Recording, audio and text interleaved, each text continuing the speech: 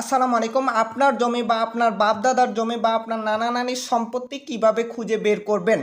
ধরেন এই সম্পত্তিটা আপনার বা আপনার দাদার বা আপনার নানার কেউ যদি বলে, তাহলে আপনাকে ওই সম্পত্তিটার দাগ নাম্বারটি বের করতে হবে। দাগ নাম্বার দিয়ে আপনি খতিয়ানটি যদি অনলাইনে থেকে থাকে, তাহলে অনলাইনে এই খতিয়ানটি ইপর্চা.com লিখে মৌজা এবং কি উপজেলা এগুলো সিলেক্ট করে আপনি এই খতিয়ানটি বের করবেন। এই খতিয়ানটি বের করার পর এই খতিয়ানটি কার নামে আছে তা আপনি দেখতে পারবেন এবং কি জানতে পারবেন যে এটি যদি আপনার দাদার নামে থাকে বা আপনার নামে থাকে বা আপনার বাবার নামে থাকে, তাহলে আপনি এরপরে দেখতে হবে যে এই সম্পত্তির খাজনা দেওয়া আছে কিনা।